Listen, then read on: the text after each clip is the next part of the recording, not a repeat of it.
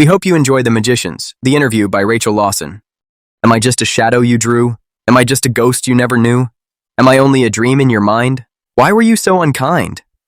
If I am only a nightmare of your sleepless night, I am lost in your world of terror and fright. Am I just a shadow you drew? Today's special guest is particularly special to me. She is my best friend and worst enemy. She is the creator of the Magicians series, and I, as you may or may not know, am a magician, said Dr. Blake Alexander, the host of the Blake Report talk show, where the interview was with the author, a woman from another universe in the multiverse. I got the superhero Blue Midnight to fetch her for the interview from her world in the multiverse, said Blake, who was secretly Blue Midnight. Come on, Rachel, said Blake, gesturing to the guest who came on stage nervously. She was not nervous about the audience. She had been a thespian in her old days. She was nervous about meeting her favorite character, Blake, in person and finding out he was real. Hello, Rachel, said Blake, showing her to a seat and sitting in his chair. The portly woman sat down, smiling charmingly. Hello, Blake. I can hardly believe I'm talking to you, said the author. Join the club, said Blake, chuckling. Rachel laughed. It was a big surprise finding out I wasn't real to my son, Lance. He met you sleeping and found out about you and us. Blake realized it sounded wrong. Rachel frowned. Lance ran on stage from the audience, looking daggers at his dad. Down, boy. Sorry that came out wrong, said Blake awkwardly. I'll explain what happened, Lance said. Okay, pull up a chair, boy, said Blake. Lance did. Rachel looked curiously and nervously at Lance. She knew he was a dangerous killer. I was having a bad day, like today. Then I was late for work. I tried to travel in time and I accidentally traveled into another universe. In this universe, the magicians were just a story.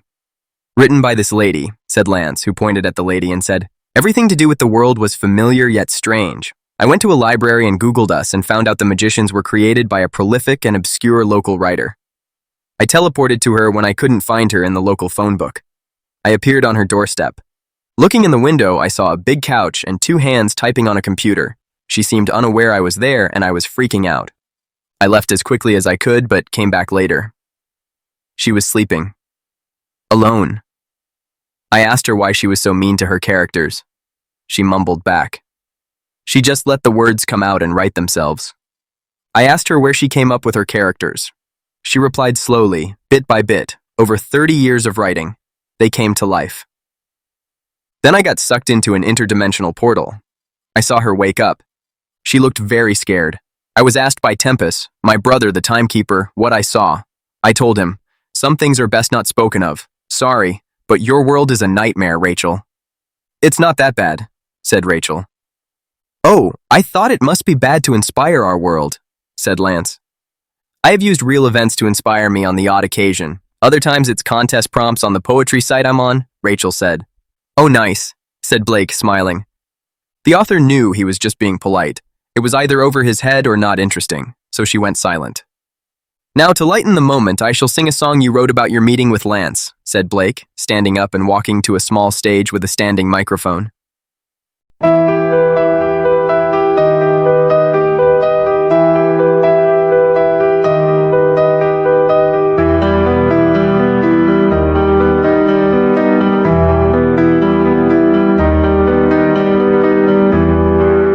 Just a shadow you drew. Am I just a ghost you never knew? Am I only a dream in your mind? Why were you so unkind? If I am only a nightmare of your sleepless night, I am lost in your world of terror and fright. Am I just a shadow you drew?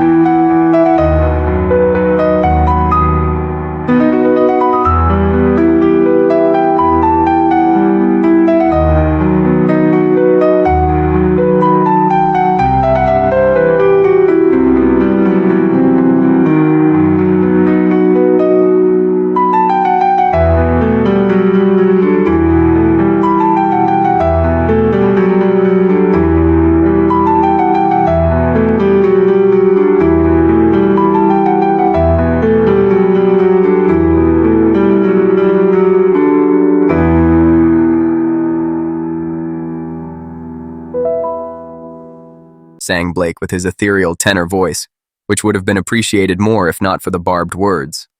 It hurt Rachel a lot. She felt guilty for treating her character so cruelly, and she felt she deserved it. She smiled shallowly when Blake asked her how he sounded and lied, saying she loved the song and he sounded good. Actually, she suspected he meant every word he sang with passion. A tear betrayed her true feelings. Blake looked serious and apologized for the song choice. He said he sang it because he liked it, not to hurt her. She smiled and lied again, saying it was all right. He knew she was still upset as a mind reader, but he let it ride as they were on stage with an audience. "That was Rachel Lawson, my creator," said Blake sadly. Turning to Lance, he said, "Take her off stage with you when you go, boy." "Are we going?" asked Lance. "Yes," said Blake. "Talk later, Rachel." Lance led her backstage. Blake watched them till they disappeared and sighed sadly.